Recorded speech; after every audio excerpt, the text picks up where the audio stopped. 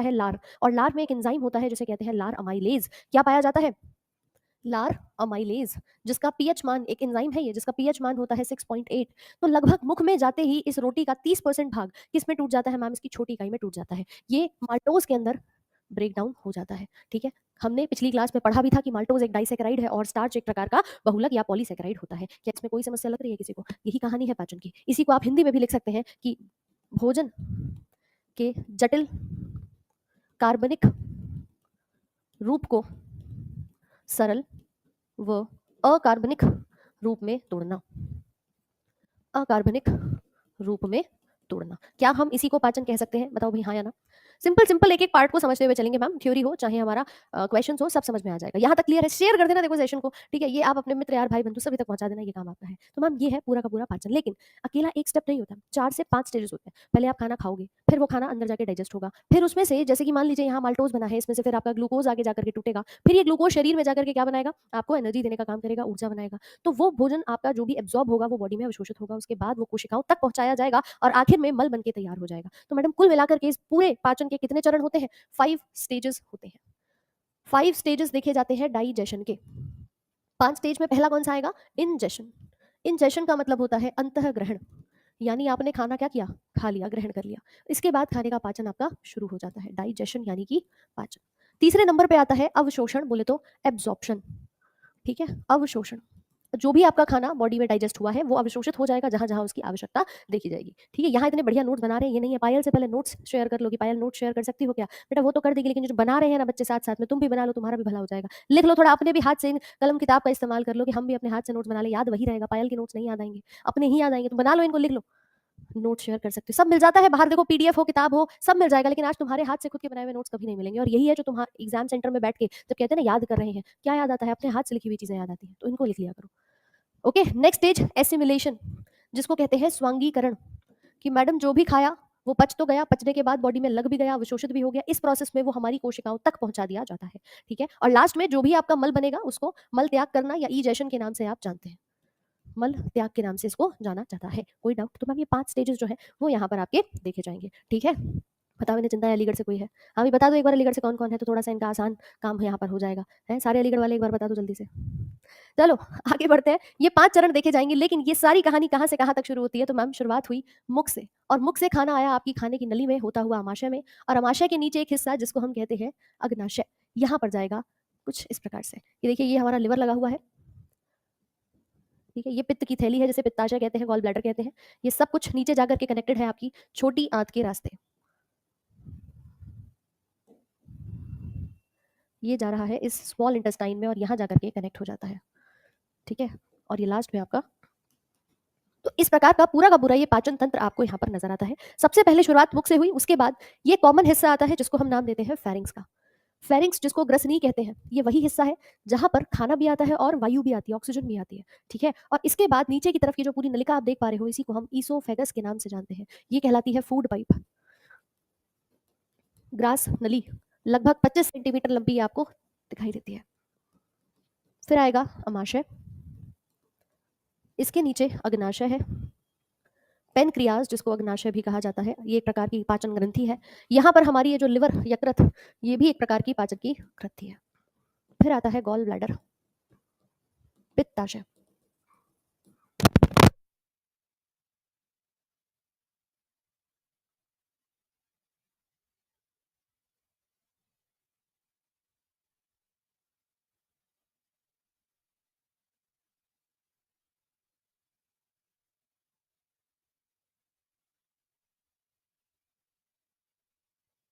चलो क्लियर है यहाँ तक सभी चीजें? तो मैम कुल मिलाकर के ये सारा का सारा भाग है। ऊपर हमने बात करी मुख से लेकर फेरिंग्स, फिर ईसोफेगस, फिर स्टमक, पेनक्रियाज, यहाँ लिवर और गॉल ब्लैडर, और उसके नीचे छोटी और बड़ी आंत आ जाती है। लास्ट वाला हिस्सा, ठीक है, जिसको हम कहते हैं मल द्वार, रेक्टम के नाम से जाना जाता है। ये बड़ी आंत का ही हिस्सा है जहाँ से पूरा भोजन का जो भी मल बना है वो आपका बॉडी से बाहर एक्सक्रीट हो जाता है। यहाँ पर नीचे एक जो पतली सी उंगलीनुमा आकृति है, इसे हम कहते हैं वर्मी फॉर्म अपेंडिक्स। ये एक प्रकार का अवशेषी अंग होता है, वेस्टिजियल ऑर्गन के नाम से ये जाना जाता है। ठीक है, इसे कहते हैं एक प्रकार का वेस्टिजियल ऑर्गन, अवशेषी अंग।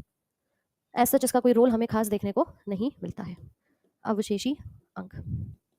ठीक है, वर्मी फॉर्म अपेंडिक्स। तो ये है कहानी पूरी। डायग्राम सुंदर सा बना लेना एक बार कॉपी में, अपेंडिसाइटिस हो जाता है। जी हाँ, चलिए क्लियर कहानी? अब देखो एक छोटा-सा पार्ट सुनना कि मैम भोजन का पाचन हो रहा है, ये जितने भी हिस्सा हमें दिख रहा है ना मुख से लेकर गुदा तक, माउथ टू एनस, ये पूरी एक कंटीन्यूअस सिंगल डक्ट होती है। एक पतली-सी नलिका जैसे कि आप देख पा रहे हो ऊपर से नीचे तक, और इस हिस्से को हम क्या कहते हैं? आहार नाल कहते हैं। स्टमक पे भी आएँगे लेकिन उससे पहले माउथ टू, ये माउथ से शुरुआत हो रही है ना, मुख से शुरुआत हो रही है, तो मुख से लेकर गुदा तक पूछ लें आपसे कि भई ये पूरे के पूरे हिस्से को हम क्या नाम देते हैं? तो इसे कहा जाता है आहार नाल, एलिमेंट्री कैनाल। कितने मीटर लंबी होती है ये? एलिमेंट्री कैनाल की अगर लंबाई आपसे पूछी जाए तो कितने मीटर लंबी है आहार नाल? तो आप बताएँगे 9 मीटर लंबी है, या फिर 30 से 32 फीट लंबी आपको दिखाई देती है। मुख से लेकर गुदा तक आने वाली ये पूरी की पूरी नलिका। इसके अंदर क्या पाए जाते हैं? सारे पाचन के अंग होते हैं, डाइजेस्टिव ऑर्गन्स हैं। ऑर्गन का मतलब कि ये अपना-अपना काम यहाँ पर कर रहे होंगे। यहाँ अगर पूछ लिया जाए ग्रंथि कौन-सी है? भई पाचन में ग्रंथियाँ भी तो काम कर रही हैं, ये तो सारे के सारे ऑर्गन्स हैं। अगर क्वेश्चन आता है डाइजेस्टिव ग्लैंड्स का, तो आप 3 नाम ध्यान रखेंगे पाचन की ग्रंथियों के लिए, और इसको लिख लेना साथ-साथ में। पाचन की ग्रंथि सबसे पहले हमारे मुख में बैठती है लार, जिसे लार ग्रंथि के द्वारा बनाया जाता है। तो ये भी एक प्रकार की ग्रंथि है, लार ग्रंथि। 3 अलग-अलग रूपों में हमें दिखाई देती है। इसके बाद आता है लिवर और पेनक्रियाज। इन तीनों को हम अंग नहीं कहेंगे, लिवर को तो खैर कह सकते हैं क्योंकि ये मैम दोनों की तरह काम करता है, लेकिन अग्नाशय और सलाइवरी ग्रंथि हमारी ग्लैंड्स के ही अंदर कंसीडर की जाती हैं। तो ये तीनों क्या है? ये पाचन की ग्रंथियां हैं, और बाकी सारे क्या है? पाचन के अंग होते हैं। क्लियर है? बताओ भाई, कोई समस्या किसी को? बस ऐसे ही पढ़ते चलना है। अब शुरुआत हुई मुख से कि मैम पाचन तो यहीं पे शुरू हो गया। माउथ के अंदर ही आपके दांत हैं, आपके पास जीभ है, और इसी के साथ हमारा जो पूरा लार बन रही है वो भी यहीं पर बनते हुए नजर आती है। ठीक है, चलो तो क्वेश्चन आ जाए कि भाई पाचन जो है वो कहाँ से शुरू हुआ? पाचन मुख से शुरू हुआ। मुख में किसका पाचन हुआ? तो मुख में लगभग 30% स्टार्च का डाइजेशन हो जाता है। किस में हो जाता है? माल्टोज में ये परिवर्तित हो जाता है। कितना? 30%। किसके द्वारा हुआ है? तो आप बताएंगे हमारे पास है लार अमाइलेज, जिसको हम टाइलिन के नाम से भी जानते हैं। ये एक प्रकार का एंजाइम है, ठीक है? ये आपके 30% डाइजेशन को यहाँ पर कराने का काम करती है। आपके मुख के अंदर ये जो लार बनती है, ये लगभग 1 से 1.5 लीटर प्रतिदिन, 1 से 1.5 लीटर प्रतिदिन। इसी के साथ इसमें एक एंजाइम पाया जाता है जिसको हमने नाम दिया सलाइवरी अमाइलेज, जो कि आपने कहा स्टार्च के पाचन में मदद कर रहा है, इसी का नाम है टाइलिन। और दूसरा एंजाइम होता है लाइसोजाइम। लाइसोजाइम, ये लाइसोजाइम एंटीबैक्टीरियल होता है, मतलब जीवाणुओं से मारने का काम करेगा। जीवाणुरोधी इसको आप यहाँ पर नाम देते हैं। ठीक है, क्या करेगा? ये जीवाणुरोधी है मैम, कुछ भी खा रहे हैं अगर गलती से वहाँ पर कोई बैक्टीरिया डेवलप हो रहा है या आपके उसमें बैक्टीरिया है तो उसको मारने का ही काम यहाँ पर करता है। ठीक है, क्लियर है कहानी? तो इसे हम क्या नाम देते हैं? लाइसोजाइम का। ये लार के अंदर आपको कई सारे ऐसे एंजाइम जो है, इसमें मेन ये 2 एंजाइम्स हमारे उपस्थित होते हैं, और इसी के साथ ये आपके पाचन को शुरू कराने में मदद करती है। अब देखिए कहानी माउथ से शुरू तो हो गई मैडम, पर यहाँ पे तो दांत भी हैं और जीभ भी है। दांत हमारे कुल मिलाकर के 32 होते हैं। इन 32 दांतों में कुछ कैनाइन्स, कुछ प्रीमोलर्स, कुछ मोलर्स और कुछ इंसीजर के दांत होते हैं, जिन्हें हम हेटेरोडोंट डेंटिशन के नाम से जानते हैं। ठीक है जी, और इसी के साथ क्या पाया जाता है? दांतों के साथ-साथ हमारा ये जो इसकी बाहरी परत है, एनामल की परत, उसको भी हम यहाँ पर सबसे कठोर परत के तौर पे जानते हैं। तो मैम ये दांत है, अंदर जीभ है, जीभ में क्या कोई हड्डी होती है? नहीं होती। ये जो पूरी जीभ है, ये मांसपेशी से बना हुआ अंग है, जो पीछे से अटैच होता है, आगे बिल्कुल फ्री होता है। इसी के ऊपर हमारी स्वाद की कलिकाएँ होती हैं, जो आपको खट्टा, मीठा स्वाद जो अलग-अलग आता है, वो सारा आपको यहीं से आना शुरू हो जाता है। तो इनके बारे में भी लिख लो कि जैसे हम जीभ के बारे में बात करें ना, जीभ यानी टंग, तो इसके पास होते हैं टेस्ट बड्स। कितने टेस्ट बड्स हैं? यानी कितनी स्वाद की कलिकाएँ हैं? 4 कलिकाएँ पाई जाती हैं। भई आपको कई बार मम्मी कहती हैं जीभ पर ज़रा नमक चक्कर बताओ, ठीक है? तो टिप पर नमकीन और मीठा स्वाद आता है ऐसे। कुछ साइड्स में पाई जाती हैं और पीछे की तरफ। आगे जो आपको स्वाद आता है वो आता है नमक और मीठे का, यानी स्वीट और सॉल्टी टेस्ट आता है। खटाई का स्वाद आता है ना, खटाई का स्वाद आता है यहाँ साइड्स में, खट्टा स्वाद, सोर टेस्ट, और पीछे की तरफ आता है कड़वा स्वाद। कड़वा यानी बिटर। जो लोग दवाइयाँ खाते हैं और दवाई को बिल्कुल जीभ पे पीछे ले जाकर के खाते हैं, बेटा वहाँ तो ऑलरेडी टेस्ट बड्स होते हैं, ठीक है? तो इसको हम कहते हैं जीभ पर उपस्थित 4 प्रकार की टेस्ट बड्स, यानी कि स्वाद की कलिकाएँ। बता देना, एक सॉल्ट के लिए आता है, एक मीठा यानी स्वीट के लिए, फिर खट्टा और लास्ट में कड़वा। अब मोमोज़ की तीखी चटनी, इसका स्वाद कहाँ आएगा मैम? तो इसका कोई स्वाद नहीं है। तीखा यानी स्पाइस और मिर्च के लिए स्वाद नहीं आता, बॉडी में दर्द, पेन, वो रिसेप्टर्स एक्टिवेट हो जाते हैं, शरीर को लगता है भैया दर्द जो है वो हो रहा है, ठीक है? तो कुल मिलाकर के आपके बॉडी में पेन रिसेप्टर्स एक्टिव हो जाते हैं। मिर्च का कोई अलग से स्वाद नहीं है, तभी तो आँसू आते हैं जब आप मिर्ची का खाना खाते हो और फिर कहते हो ये आँसू क्यों आ रहे हैं? क्योंकि शरीर को थोड़ी पता है तुम खा रहे हो या चोट लग रही है तुम्हारे, ठीक है? कुछ कह रहे हैं मैम आज तो रिकॉर्डेड क्लास है, ये देखिए बंगाली चमगादड़ है यहाँ पे और कह रहे हैं रिकॉर्डेड क्लास है। बस इन्हें ज़रा सी थ्योरी क्या पढ़ा दो, इन्हें रिकॉर्डेड क्लास लगती है। चाहते क्या है कि मैडम सेशन में ना 1 घंटे की क्लास हो, उसमें 15-20 मिनट तो हमें एंटरटेनमेंट चाहिए। पहले हमसे वार्तालाप हो जाए, थोड़ा इधर-उधर के कमेंट्स उठा लिए जाएँ, फिर रिकॉर्डेड क्लास के हम कमेंट जो है वो करना शुरू कर देंगे। लो हो गई कहानी। बंगाली चमगादड़ नाम रख के आते हैं, थोड़ा हिम्मत करके अपना खुद का नाम भी रख लिया करो। लेकिन नहीं, थोड़ा समझो चीज़ों को। ये वो रेलवे का कॉन्सेप्ट है जो बार-बार नहीं मिलेगा, फिर कहोगे कि मैम यूट्यूब पे नहीं पढ़ाया आपने, थ्योरी नहीं पढ़ाई, सवाल करा दिए। सवाल कराओ तो थ्योरी नहीं कराई और थ्योरी कराओ तो सवाल नहीं कराए। अरे थमा तो करो बंगाली चमगादड़। आज चमगादड़ दिन में कैसे दिख रहे हैं हम ये सोच रहे हैं, क्योंकि चमगादड़ के पास तो दिन में रंगीन चीजों को देखने के लिए आपके आंखों में सेल्स ही नहीं होते, जो रोडोप्सिन और आइडोप्सिन होते हैं, उसमें से सिर्फ उनके पास रोडोप्सिन पाया जाता है, रातों में रॉड सेल्स होते हैं। तो आज ये चमगादड़ दिन में कैसे दिख रहे हैं? चलो इधर देखो, चमगादड़ नाम भी तो पता नहीं क्या रखते हो। तो जीभ की बात चल रही थी, जीभ पे टेस्ट बड्स है, जीभ के ऊपर कुछ छोटे छोटे से दाने होते हैं, देखा है कभी? ध्यान से आज आईने में देखना जा करके कि मैम जीभ के ऊपर ना बिल्कुल आपको पता नहीं चलेगा, यहाँ ऐसे छोटे छोटे से दाने जो है वो पाए जाते हैं, कुछ इस प्रकार से भरी हुई होती है पूरी। तो ये जो दाने से उपस्थित होते हैं इनको हम क्या कहते हैं? पेपिले के नाम से जानते हैं। ये कोई स्वाद की कलिका नहीं है, ध्यान रखना। ये जो छोटे छोटे से यहाँ दाने होते हैं ये पेपिले के नाम से जाने जाते हैं, लिंगुअल पेपिले।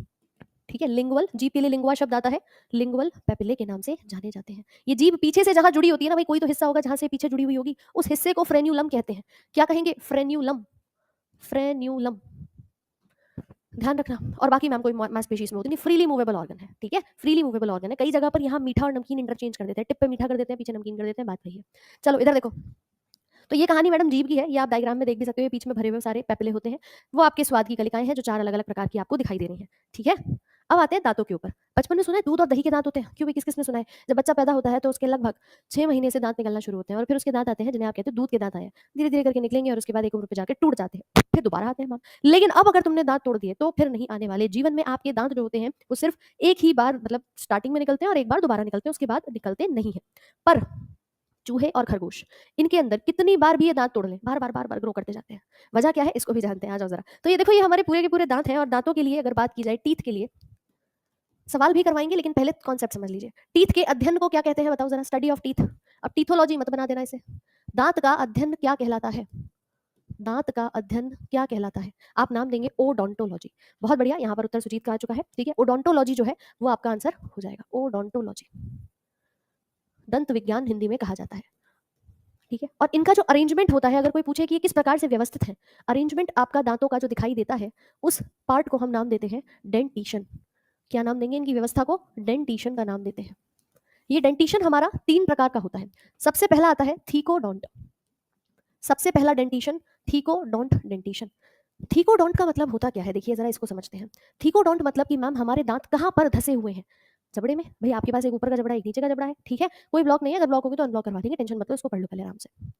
तो मैम इसमें अगर हम देखें, हमारे जबड़े में ही तो दांत धसे हुए हैं, और क्योंकि सारे दांत जबड़े में धसे होते हैं, इसी प्रकार की व्यवस्था को हम क्या नाम देते हैं? थीको। थीका मतलब एक स्पेस है जहां पर जाके दांत फिट हो गए हैं, उसे हमने क्या नाम दे दिया? थीकोडोंट। देखो जरा, ये दांत जा रहा है ना अंदर की तरफ जबड़े में, उसमें जाके फंसा है। ऊपर का जबड़ा अलग और नीचे का अलग। ऊपर वाले को नाम हम क्या देते हैं? मैक्सिला, और नीचे वाले को क्या नाम देते हैं? मैंडिबल। तो ये दो हमारे ऊपर और नीचे के जबड़े होते हैं, इन्हीं के अंदर हमारे दांत धसे हुए नजर आते हैं। ठीक है, देखिए आगे। अब अगर हम आगे देखें तो हमारे इन्हीं दांतों को कुछ इस प्रकार से आप देख सकते हो। ये होते हैं ना, ऊपर वाला पार्ट हमें दिख रहा है, ये इनामल का पार्ट है, अंदर जो धसा हुआ है इसकी जड़ वो हमें नहीं दिखाई देती, वो अंदर जबड़े में जा चुकी है। तो हमारे दांतों की व्यवस्था कुछ इस प्रकार आप देख पाते हैं। ये उभरा हुआ भाग है जिसको एक्सपोज्ड पार्ट कहते हैं, ये ऊपर वाला, और अंदर का ये जा चुका जबड़े के अंदर, यानी ये जो देख रहे हो ना नीचे का हिस्सा, ये सब अंदर की तरफ होता है। तो दांत क्योंकि जबड़े में धसे हुए हैं, इसे कहेंगे थीकोडोंट के नाम से।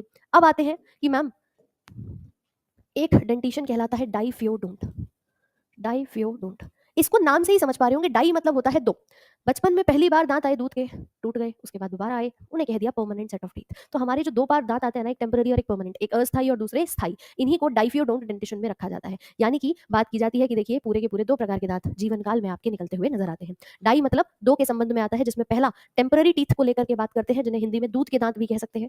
कई बार सुना होगा आपने मम्मी पापा दादी दादा से, है ना, अस्थायी दांत। और दूसरे आते हैं परमानेंट सेट ऑफ टीथ।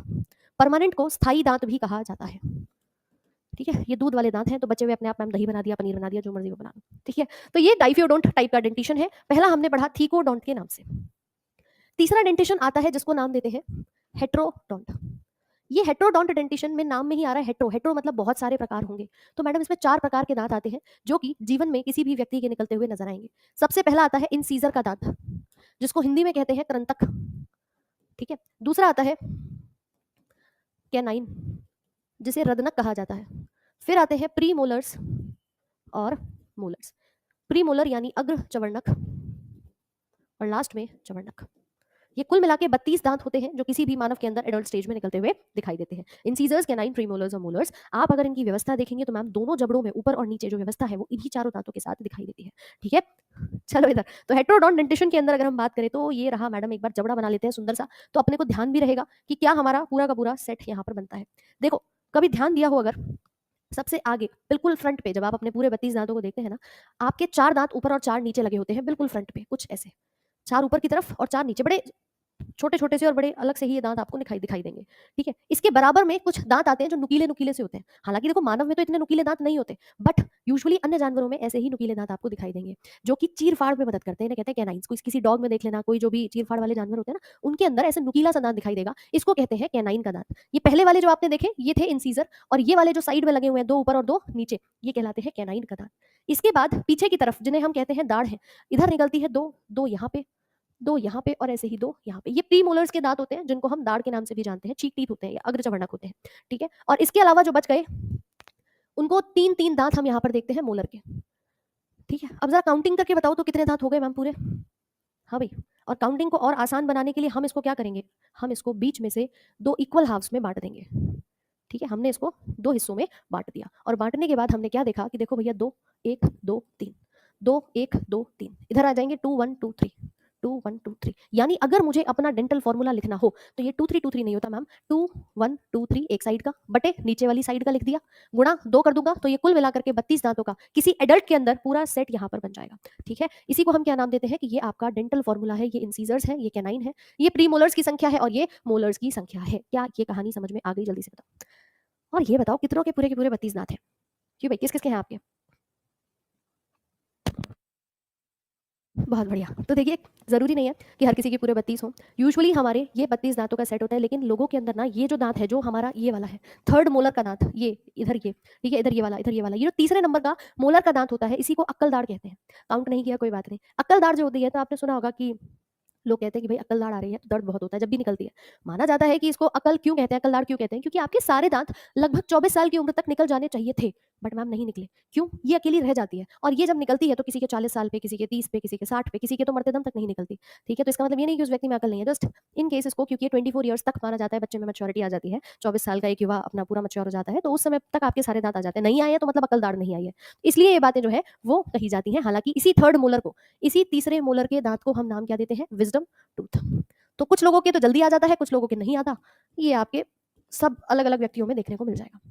तो क्वेश्चन आ जाए विज़डम टूथ किसे कहते हैं? तो आप बताएँगे अकल दाढ़, ये थर्ड मोलर वाला दाँत यहाँ पर कहा जाता है। हाथी में जो दाँत होते हैं ना, जो नुकीले से 2 आपको निकलते हुए दिखाई देंगे, वो इंसीज़र का दाँत होता है। हमारे में देखो कितने फ्लैट है इंसीज़र वाले दाँत, ये भी इंसीज़र है, ये भी इंसीज़र है, ये 4 इंसीज़र है। उनके अंदर सेकंड नंबर का जो इंसीज़र होता है, वो बाहर निकला हुआ नज़र आता है। ठीक है? तो सब में अलग-अलग है, उनमें कैनाइन मत बना देना उसे। क्लियर? चलो, तो इस प्रकार का ये जो पूरा का पूरा डेंटल फ़ॉर्मूला है, ये किसका है? ये किसी भी वयस्क मनुष्य का है, एडल्ट का है।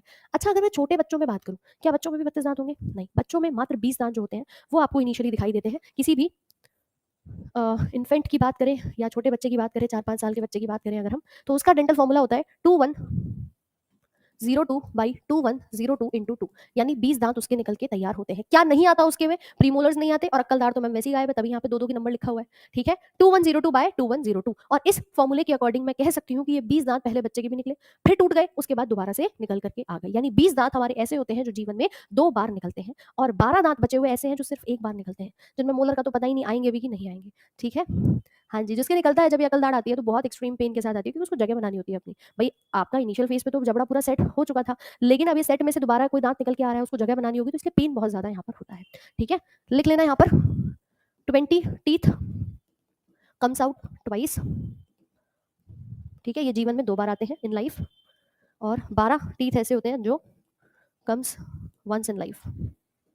ठीक है? ये जीवन में एक ही बार आते हैं। ये भी प्रश्न आपसे पूछ लेता है 12 और 20 का। तो भई दाँतों की कहानी समझ में आ गई? जल्दी से बताओ। मैम आपने बताया है तो रोज़ गिनता हूँ, बट एक गायब हो जाता, अच्छा, कोई बात नहीं, कोई समस्या नहीं है, दाँत है अपने ही है। ठीक है? चलो, तो ये हमारे दाँत हैं। इन दाँतों के अंदर अगर आप इनका स्ट्रक्चर और थोड़ा-सा ध्यान से देखेंगे, तो इसकी जो सबसे बाहरी परत है, जो आपको बिल्कुल व्हाइट कलर की दिखाई देती है, ये परत बनी हुई होती है इनेमल की। किसकी बनती है? इनेमल की परत बनी हुई होती है, और इसके नीचे की जो परत आप देखते हैं, ये कुछ इस प्रकार से होती है। यहाँ पर एक हिस्सा होगा जिसे आप कहेंगे पल्प कैविटी, जिसमें हमारे ब्लड वेसल्स उपस्थित होते हैं। अब आप अपने दांतों की कुछ लेयर्स के बारे में ज़रा समझ लीजिएगा कि कितनी लेयर्स जो है वो पाई जाती हैं। तो सबसे बाहरी परत को कहते हैं इनेमल। इनेमल हार्डेस्ट पार्ट होता है, सबसे कठोर भाग आपको देखने को मिल जाएगा। क्यों? Due to fluorine. फ्लोरीन की उपस्थिति इसको सबसे कठोर बना देती है। कठोर भाग किसके कारण है? फ्लोरीन के कारण। ये आपका बिल्कुल व्हाइट पार्ट होता है, जिसे हम इनेमल के नाम से जानते हैं। अंदर वाली जो झिल्ली होती है, ये डेंटाइन की झिल्ली होती है, इसे कहते हैं डेंटाइन। और नीचे की तरफ जो हिस्सा आपको दिख रहा है ये आपका सीमेंटम, सीमेंटम। अब सोचो ये जो पूरा भाग है ना, आधा हिस्सा आपको ऊपर दिख रहा है जो एक्सपोज्ड पार्ट है, ये इतना हिस्सा मुझे ऊपर की तरफ दिखाई दे रहा है दांत का, नीचे वाला मैम कुछ नहीं पता। तो ये कहाँ पर धंसा हुआ है? ये अपने जबड़े के अंदर धंसा हुआ है। इस जबड़े में किससे फंसा होगा? अंदर सीमेंट लगा के फिक्स कर दिया, सीमेंट लगा के फिक्स कर दिया। तो याद रखना नीचे की तरफ जड़ जो होती है हमारी, इस हिस्से को हम रूट का पार्ट कहते हैं, दांत का जड़ का हिस्सा। ये इसका नेक का पार्ट है, बीच में गर्दन है, और ऊपर ये जो एक्सपोज्ड पार्ट है इसे क्राउन का पार्ट कहते हैं। ठीक है, ये इसका हेड की तरह, ये नेक की तरह और ये रूट की तरह काम करती है। तो ये कुल मिला के हमारा दांत होता है। ठीक है, अब एक बात और सुनो मैम, दांतों में कैल्शियम है सब जानते हैं। आपने कहा कि चूहे और खरगोश पे दांत लगातार निकलते रहते हैं, क्यों? ये जो रेड कलर का हिस्सा आप देख रहे हो ना, ये वाला हिस्सा जो आप देख रहे हो पूरा, ये कहलाती है हमारी पल्प कैविटी। क्या कहलाती है? Pulp cavity. ये पल्प कैविटी मानव के अंदर अगर मैं बात करूं, पल्प गुहा है मानव के अंदर, एक बार खुलती है, यहाँ से ये ओपन होगी और उसके बाद आपका एक दांत निकल आएगा, निकलने के बाद ये बंद हो जाती है। क्या हो जाती है? दोबारा से ऐसी हालत में आ जाती है। लेकिन चूहे और खरगोश में खुली रहती है, बंद ही नहीं होती। हमारे अंदर तो जब दोबारा दांत आते हैं दही वाले, उसके बाद मैम ये बंद हो जाती है, लेकिन चूहे और खरगोश में ये खुली रह जाती है। इसी कारण से उनके दांत बार बार बार बार निकलते रहते हैं। ठीक है, तो पल्प कैविटी बंद है या खुली है, ये बताती है कि आपके दांत दोबारा आएंगे या फिर नहीं आएंगे। यहाँ तक किसी को कहानी समझ में आ गई या कोई दिक्कत है तो एक बार बताओ जरा जल्दी से। हाँ भाई बेटा, अभी कमेंट सेक्शन तुम्हारे ब्लॉक कर दिए जाएंगे, फिर तुम्हारा सारा दोष जो है ना वो इधर उधर हो जाएगा। पढ़ लो जरा, इन दांतों को समझ लो, पेपर में आएगा फिर सोचोगे मैम क्या करूँ अब। पढ़ लीजिए जरा। तो हमारे पास कुल मिलाकर के इस प्रकार के दांत होते हैं। ठीक है, आपसे प्रश्न पूछ लिया जाए भाई हमारे टोटल इंसीजर के कितने दांत हैं, बताओ जरा। टोटल इंसीजर्स हमारे पास कितने हैं? 4 ऊपर और 4 नीचे। कितने बचे? 8 दांत। कैनाइन कितने होते हैं? रदरक के दांत कितने हैं? 2 ऊपर और 2 नीचे यानी 4। इसी प्रकार से प्री मोलर्स की संख्या बताइए कितने होते हैं, और फिर मोलर्स की संख्या बताइएगा कितने होते हैं। हाँ भाई, प्री मोलर्स कितने हैं? बहुत बढ़िया, प्री मोलर्स 8 होते हैं, मतलब मैम 2 ऊपर, मतलब टोटल 4 ऊपर और 4 नीचे की तरफ, और हमारे 12 दांत होते हैं प्री मोलर्स के, इसके साथ मोलर्स के। तो कुल मिला के 32 दांतों का ये सेट आपका बन जाता है। तो दांत, जीभ, ये सारा सिस्टम कहाँ है? माउथ में है, जहां से पाचन शुरू हुआ, और वहीं पर हमारी लार जो है वो पाचन को शुरू करा देती है। कोई समस्या यहाँ तक जल्दी से बताओ एक बार। भाई देखो, इतने सारे स्टूडेंट्स अभी हमारे साथ लाइव जुड़े हुए हैं, पूरा बेस्ट टू बेस्ट कंटेंट तुम्हारा चल रहा है सेशन में। अगर चीजें क्लियर हो रही है तो लाइक का बटन कहीं नहीं दबाए हो। जितने भी साथी अभी आप लोगों को चीजें समझ में आ रही है, लाइव है, लाइक का बटन एक बार दबा दे तो हमें भी पता चलेगी आपको चीजें समझ में आ गई है। चलो जल्दी से एक बार क्लास को लाइक करना फटाफट से। आरपीएफ एसआई के आधार पे एमसीक्यू करवाइए। अच्छा चलिए ठीक है,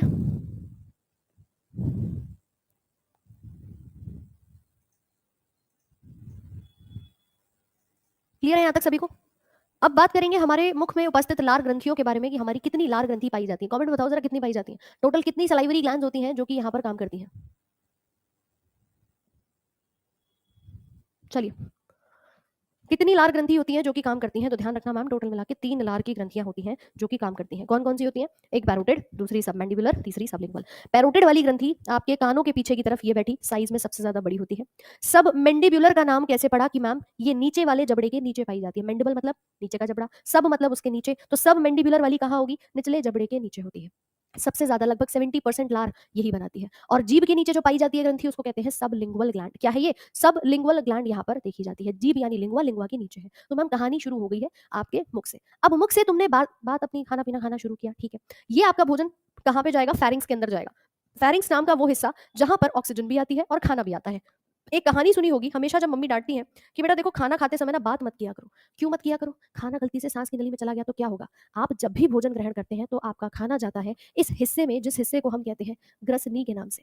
ये खाना खा रहे हो यहीं आया, सांस ले रहे हो वो भी यहीं आई, मतलब मैडम ये तो कॉमन हिस्सा है जहां पर ऑक्सीजन भी आ रही है और जहां पर हमारा जो खाना है वो भी आ रहा है। तो आपके इसी हिस्से से 2 अलग अलग पाइप जो है वो निकल रही होती है, और ये दोनों पाइप आपकी एक खाने को ले जाती है, दूसरी भोजन को ले जाने का काम करती है।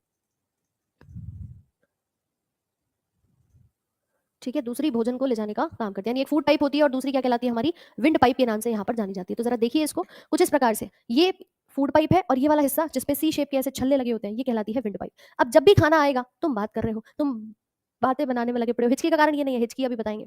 तो जब भी यहाँ पर खाना आता है, ये विंड पाइप के ऊपर एक कवरिंग लगी है जो खुद को क्या कर लेती है? बंद कर लेती है। यानी श्वास नली खुद को ढक लेती है, जिससे खाना सीधे सीधे कहाँ चला जाए? आपकी एक सिंगल फूड पाइप में चला जाए। ये देख पा रहे हो कुछ इस प्रकार से पूरा का पूरा सिस्टम जो है ये चल रहा है। देखो किस तरह से ये एपिग्लॉटिस नाम का हिस्सा विंड पाइप को कवर कर रहा है।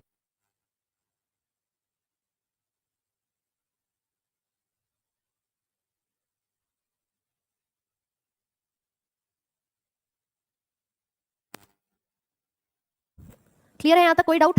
हाँ भाई समझ आया? तो मैम कुछ इस प्रकार से हमारा खाना जो है वो फेरिंग्स के रास्ते होता हुआ कहाँ चला जाता है? इस ईसोफेगस में चला जाता है। यानी ये जो कॉमन ओपनिंग थी ना, वहां से निकल करके भाई फेरिंग से आया और इस नलिका में आ गया। इस नलिका में लगातार मांसपेशी में संकुचन होता है जिसको कहते हैं ईसोफेगस, और ईसोफेगस में लगातार संकुचन होगा तब जाके खाना कहाँ आएगा? हमारे इस हिस्से में नीचे की तरफ जो अमाशय बैठा है। जब यहाँ पे संकुचन होता है इस फूड पाइप में, तब हम इसको नाम देते हैं पेरिस्टालसिस। ठीक है? इसके क्रमाकुंचन की विधि को नाम दिया जाता है क्रमाकुंचन। ध्यान रखना, प्रश्न आ जाए कि आपके ईसोफेगस में, जैसे हम फूड पाइप भी कहते हैं, जिसको हम ग्रास नली भी कहते हैं, यहाँ पर कंटीन्यूअसली क्या होता है भैया, कॉन्ट्रैक्शंस होते हैं। देखिए जरा इस डायग्राम को ध्यान से, यहाँ पर है ना भोजन, अब भोजन जब नीचे की तरफ आएगा और मान लो तुमने कुछ बहुत ज्यादा ठोस खा लिया है, तो क्या जरूरत होगी, सबसे पहले आप इस पूरी मांसपेशी में लगातार कॉन्ट्रैक्शंस देखेंगे, जिसकी मदद से भोजन कहाँ आएगा, नीचे की तरफ आना शुरू हो जाता है। ठीक है, अभी इनको इस बात की समस्या हो रही है कि मैम हिचकियाँ क्यों आती है। बेटा हिचकियाँ आती है जब हमारे लंग्स जो है उनके नीचे एक मसल होती है डायफ्राम, वो नीचे की तरफ शिफ्ट होती है, तब हिचकी आती है। याद तुम्हें कोई नहीं करता, इस भ्रम में मत जीना कि मैडम को याद कर रहा था, मैं नाम जब करना शुरू कर देता हूँ, मैं माला करनी शुरू कर देता हूँ कि किसके नाम पे हिचकी रुकती है, और तब आप मानते हैं कि अच्छा यही याद कर रहे थे। कोई याद वाद नहीं करता। समझ पा रहे हो कि नहीं? तो ईसोफेगस से खाना कहाँ आया, स्टमक में आया, और स्टमक में हमारे भोजन का पाचन होना शुरू हो जाता है। यहाँ पर प्रोटीन पचना शुरू होता है, प्रोटीन का डाइजेशन होता है। इसी स्टमक के अंदर बैठा होता है आपका HCl यानी हाइड्रोक्लोरिक एसिड। ये आप देख सकते हो कुछ इस प्रकार का, ये जे आकार की एक थैली होती है जो कि हमारा स्टमक है, और इसी में हमारा पाचन प्रोटीन का शुरू हो जाता है। प्रश्न आ जाए कि क्या चीज डाइजेस्ट हो रही है स्टमक में, तो हमारा प्रोटीन डाइजेस्ट होता है। कुछ इस प्रकार से मैडम यहाँ HCl है, तो ये पूरी की पूरी ज्वालामुखी जो बनी हुई है, ये आप यहाँ बता सकते हैं, और लिखिएगा स्टमक के अंदर यानी अमाशय के अंदर ये एक जे शेप का बैग है। ठीक है, जे आकार का एक थैली होती है जो 4 से 5 घंटे खाने को स्टोर करती है। Max to max 4 to 5 hours यहाँ पर क्या होता है, आपका भोजन स्टोर होकर के रहता है। That stores food for 4 to 5 hours, 4 to 5 hours. ठीक है, इसी के साथ इसमें HCl पाया जाता है, हाइड्रोक्लोरिक एसिड, और म्यूकस जो है वो यहाँ पर उपस्थित होता है। HCl व म्यूकस उपस्थित। साथ में आप बता सकते हैं कि ये जो HCl है, इसका पीएच मान कितना होगा, लगभग 1 से 2 तक, हाईली एसिडिक है ये। ठीक है, HCl का पीएच कितना होता है, 1 टू 2। साथ साथ में यहाँ पर जो भी प्रोटीन आता है,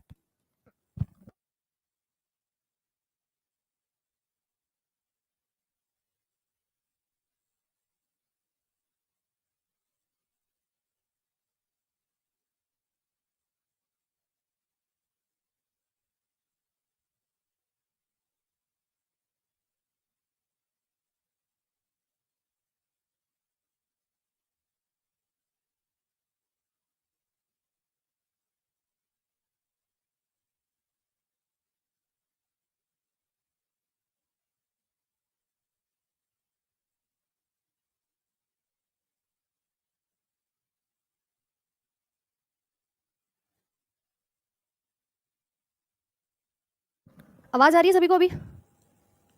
चलो अभी आवाज आ रही है सभी को, जल्दी से एक थम्स अप का साइन शेयर करो, क्या यहाँ पर ऑडियो आ रहा है?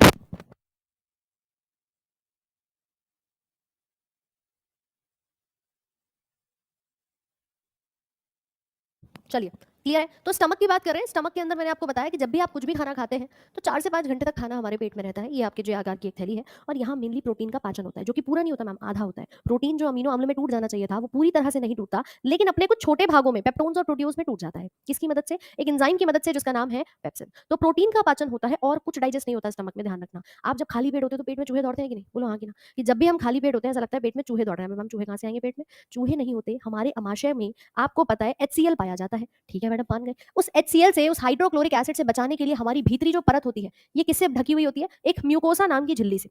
और ये म्यूकोसा नाम की झिल्ली, जब भी आपका पेट खाली होगा ना, तो यहाँ पे चूहे नहीं बनाती, क्या बनाती है? रियुगे बनाती है। रियुगे नाम के कुछ ऐसे फोल्ड्स बन जाते हैं जब तक आप खाली पेट होते हो। र्यूमिन नहीं है बेटा, वो रियुगे है। र्यूमिन गाय के अंदर बताऊंगी अभी आगे।